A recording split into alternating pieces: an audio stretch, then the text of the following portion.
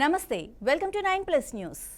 Neat 2026 ప్రశ్నపత్రం leak కావడంతో పరీక్షను రద్దు చేయడం దేశవ్యాప్తంగా తీవ్ర ఆగ్రహానికి కారణమైంది.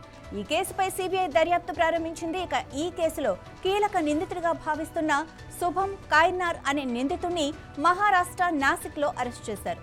Bachelor of ayurvedic medicine and surgery విద్యార్థి అయిన శుభం కైర్నార్ పేపర్ లీక్ చేసినట్లుగా అనుమానిస్తున్నారు. శుభం ప్రశ్నాపత్రాన్ని 10 లక్షలకు కొనుగోలు చేసి ఆ తర్వాత హర్యానాకు చెందిన ఒక వ్యక్తికి 15 లక్షలకు అమ్మినట్లుగా తెలుస్తోంది. ఇక ఇదిలా ఉంటే ఈ లీక్ పేపర్ను అందుకున్న 150 మంది విద్యార్థులు 70 మంది తల్లిదండ్రుల జాబితాను సిబిఐ అందుకుంది. ప్రస్తుతం కస్టడీలో ఉన్న 13 మంది ఎంబీబీఎస్ కౌన్సిలర్లను కూడా పోలీసులు సిబిఐకి అప్పగించారు.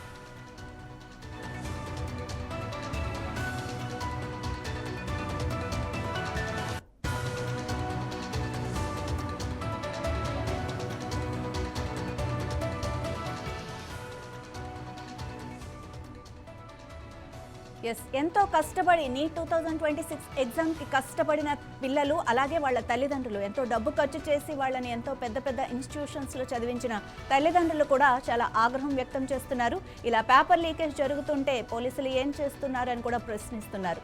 మా విద్యార్థుల భవిష్యత్తు ఏం కావాలి అని కూడా ప్రశ్నిస్తున్నారు. మరి ఇది ఎక్కడి వరకు దారి తీస్తుంది, ఈ విచారణ ఎంతవరకు వెళ్తుంది అన్నది కూడా మనం వేచి చూడాలి.